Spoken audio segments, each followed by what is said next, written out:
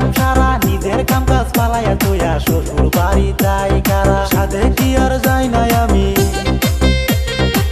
সাধে কি আর যাই নাই আমি কয়দিনই খাওয়াবো